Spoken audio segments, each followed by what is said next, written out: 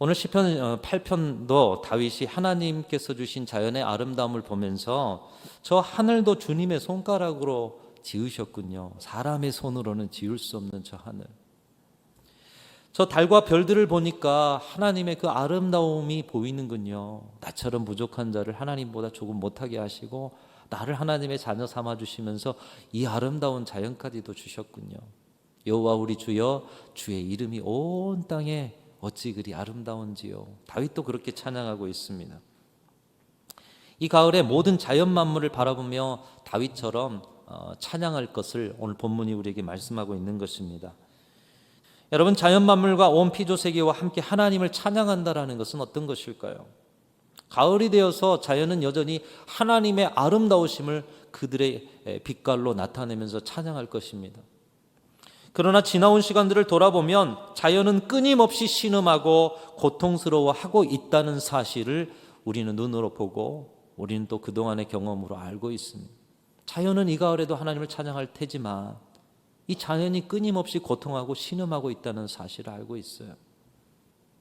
이런 고통과 신음에 자연에 몸부림의 자리에서 자연과 함께 우리는 손잡고 하나님께 찬양을 올려드릴 수 있느냐는 것입니다. 자연 만물과 온 피조물들과 함께 하나님을 찬양하는 삶은 어떤 삶입니까? 로마서 8장에 보면 온 피조물들이 고통하고 있고 그 고통하는 이유, 그리고 이 피조물들이 고통 속에서 고대하고 바라는 에덴 동산과 같은 자리를 고대하고 바라는데 그 자리를 회복하기 위해서 그처럼 고대하고 바라는 것이 무엇인가를 말씀이 보여주고 있어요. 로마서 8장 우리 21절 22절인데요.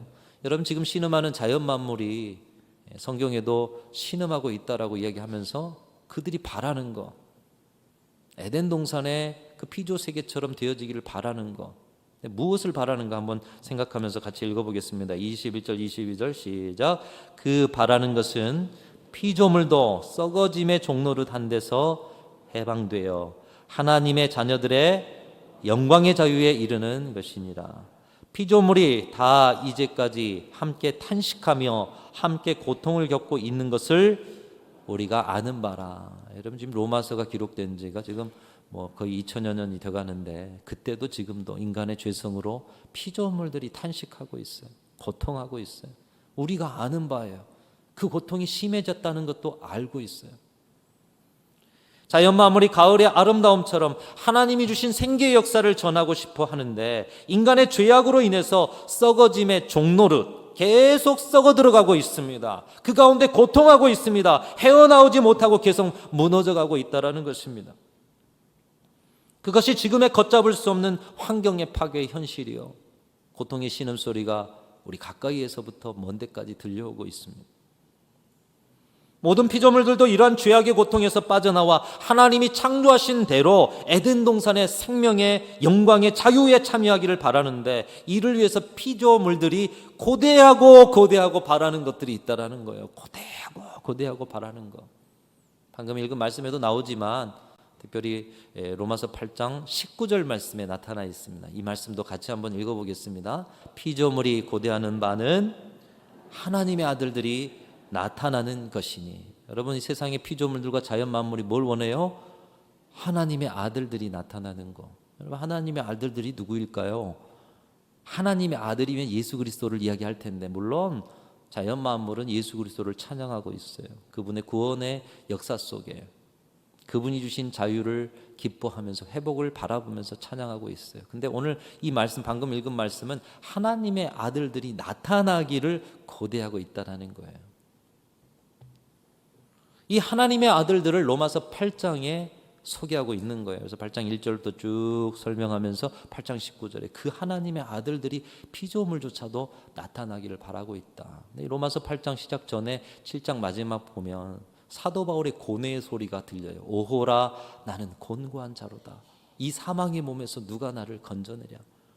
오늘 또 죄와 사망의 법에 지배당하는 나의 육신 속에 살아가는 나. 그런데 8장 1절부터 자유의 해방의 찬양을 올려드리죠.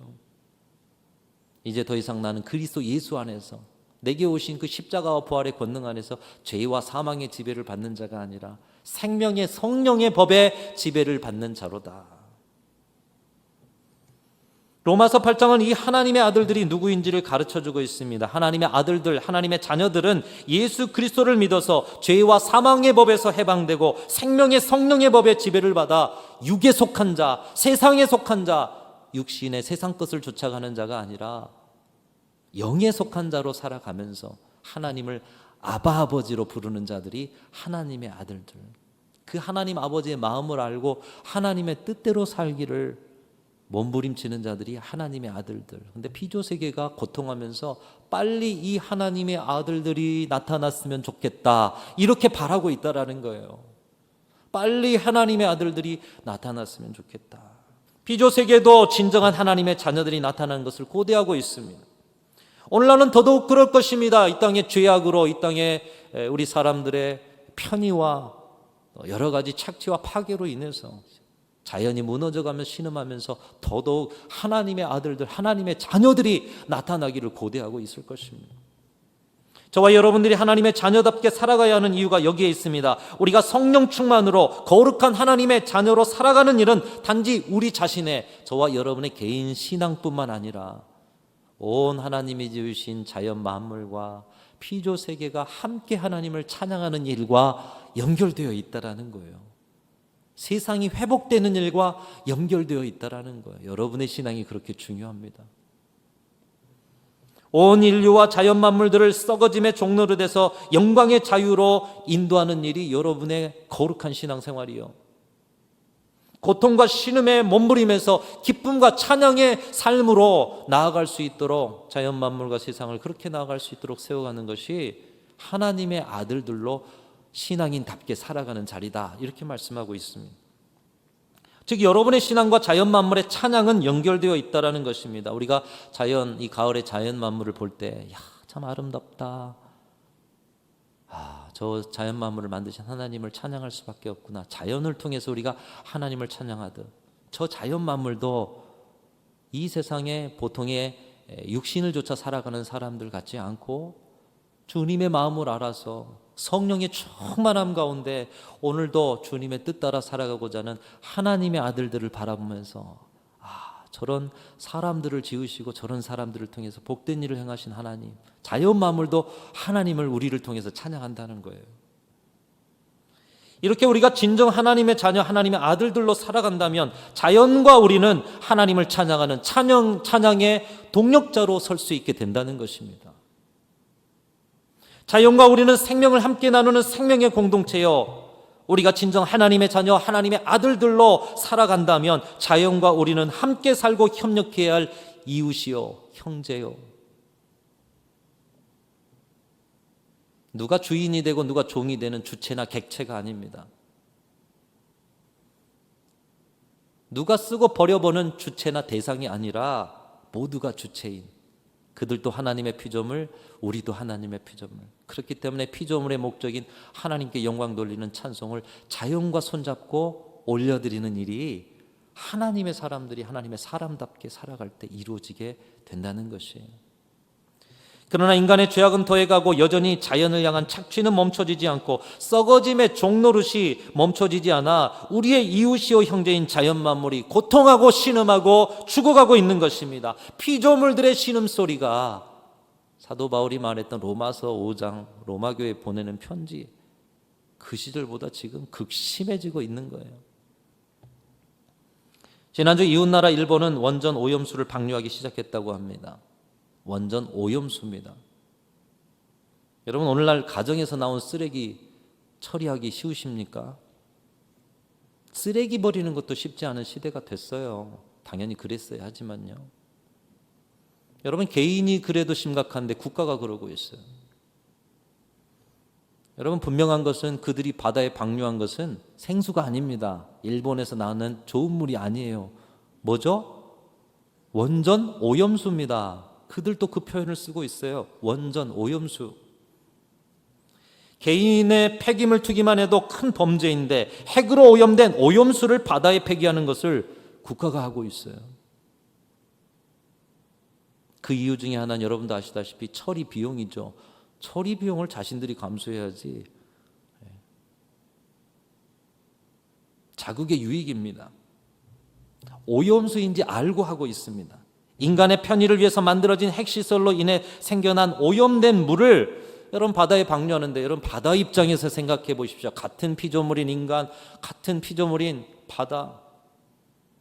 바다는 저항할 수도 없어요. 거부할 수도 없어요. 바다와 그 안에 살아가는 생명들을 향해서 이 오염수가 쏟아 부어지기 시작했습니다. 바다를 착취의 대상으로, 바다를 생명의 객체로, 수단으로 보면서 바다를 향해서 폭력을 행하고 있습니다. 여러분, 이것을 보시라는 거예요.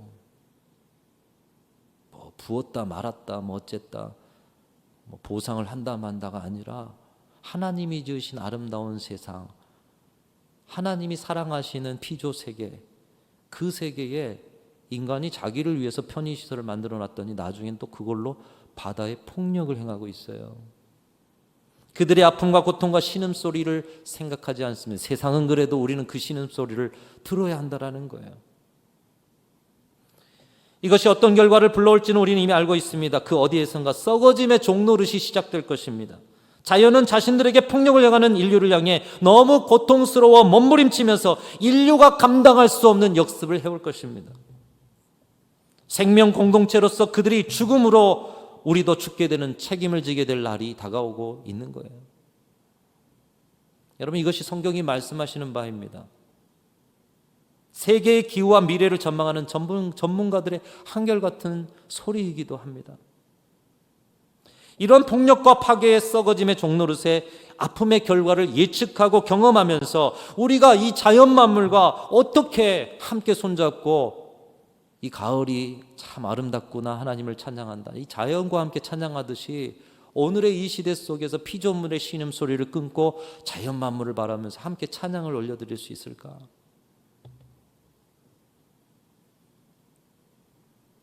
여러분, 일본 앞바다에 가서 주 하나님 지으신 모든 세계, 오늘 시편 8편처럼 주의 이름이 온 땅이 어찌 그리 아름다운지요, 찬송할 수 있습니까? 찬송할 수 있느냐는 거예요. 그 찬송하는 세계를 만들어가야 될 사명이 우리 가운데 있다는 거예요. 유명한 복음주의 선교학자 스나이더라는 분은 이런 시대의 교회들에게 이렇게 질문합니다. 이 질문이 너무 중요한 질문이어서 이런 질문을 하죠. 아픈 지구에 건강한 교회가 있을 수 있을까? 여러분, 지구는 이렇게 신음소리를 내는데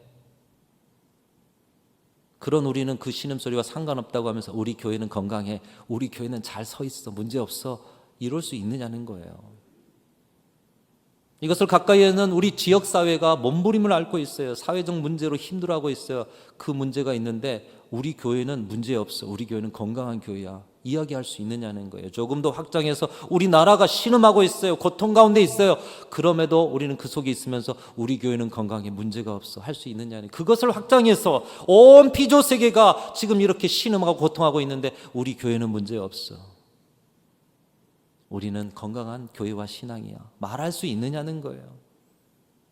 하나님의 시각으로 그 시각을 확장하다 보면 우리는 피조 세계와 함께 하나님을 찬양할 수 있느냐 물어야 한다는 것입니다.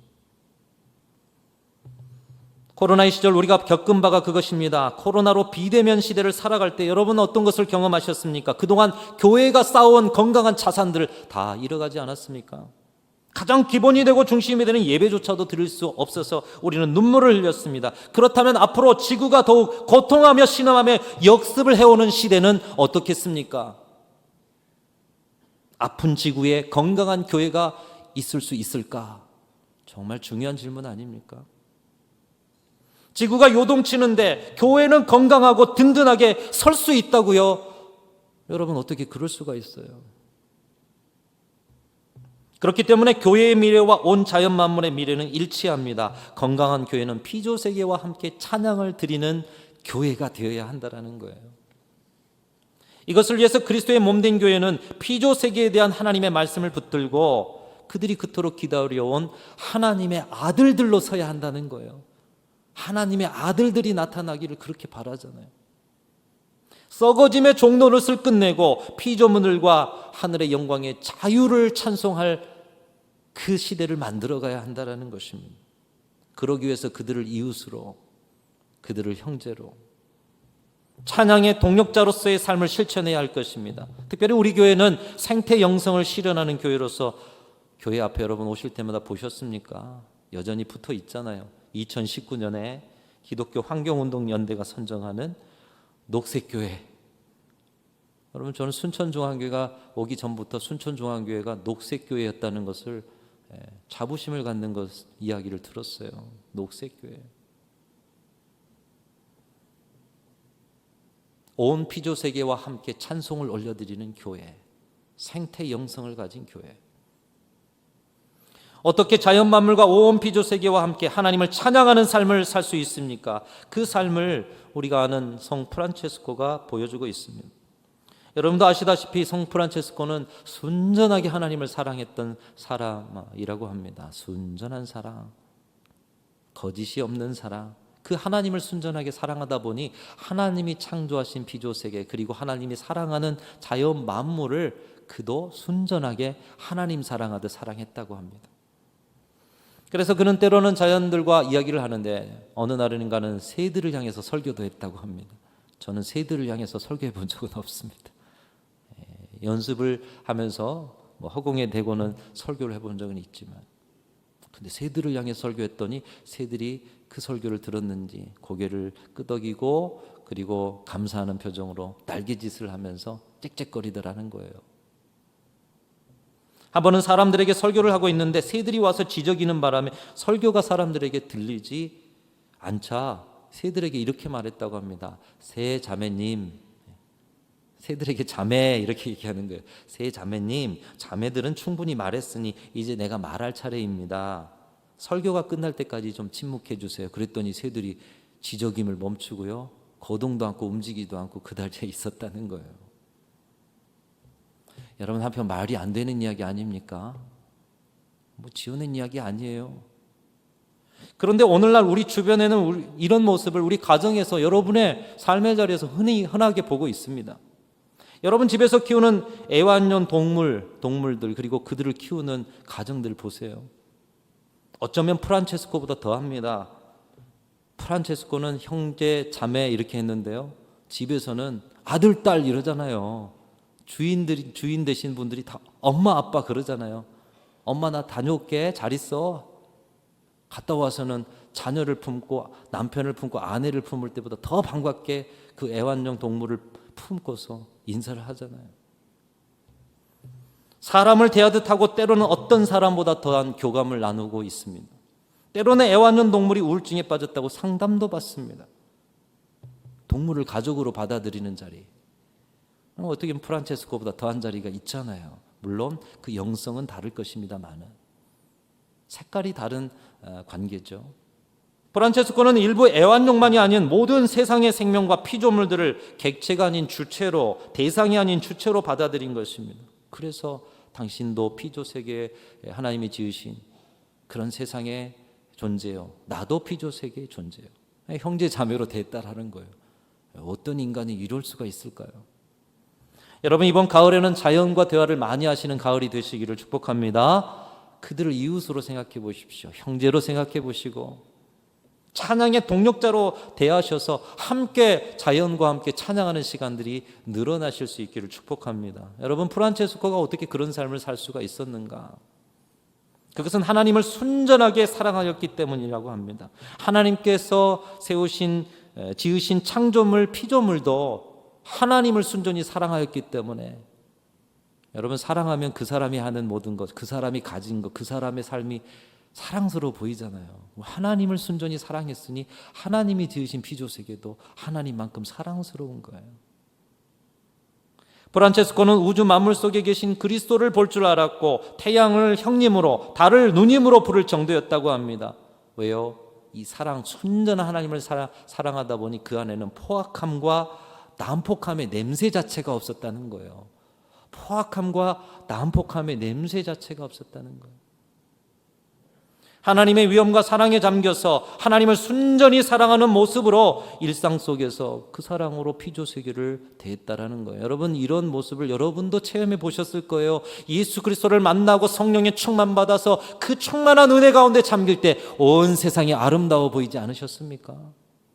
누구도 다 품을 수 있는 가슴을 갖지 않으셨습니까? 그런데 프란체스코는 날마다 순간마다 그 하나님의 순전한 사랑 안에 잠겨 있었다는 얘기가 되는 거죠. 이런 하나님 사랑을 했던 프란체스코는 죽기 전에 해발 1300m인 베르나 산에서 40일 동안 기도를 했다고 합니다. 아마 자기의 죽음을 직감하고 이제 얼마 남지 않았는데, 이 산에서 기도를 뜨겁게 하는데 두 가지 기도 제목으로 했대요. 한번 따라하겠습니다. 주님, 주님의 고난에 동참하게 하소서. 주님의 사랑으로 불타오르게 하소서. 주님을 사랑했던 프란체스코는 마지막 죽을 때까지도 기도하면서 주님을 사랑하고 주님의 고난에 동참하고 주님을 얼마나 사랑하는 자였을까요? 기도가 끝나는 무렵 주님의 고난에 동참하게 하소서라는 기도가 응답돼요. 그의 몸에 예수님께서 십자가에 고난 받으셨던 여러 가지 흔적들이 자기 몸에도 나타나게 되었다라는 거예요.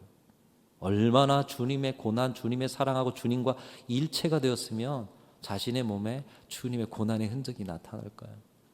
그 후에 여러 사역을 하면서 육신이 점점 쇠하자 한 수도원에서 요양을 하는데 죽기 직전에 영감을 받아 글을 썼다는 거예요. 시를 썼다는 거예요. 찬송의 가사를 썼어요. 그것이 조금 이따 여러분이 부르실 69장의 온천하 만민 우러러라는 찬송입니다. 온천하 만물 우러러 다 주를 찬양하여라. 할렐루야 할렐루야. 저 금빛 나는 밝은 해, 저 은빛 나는 밝은 달, 하나님을 찬양하라.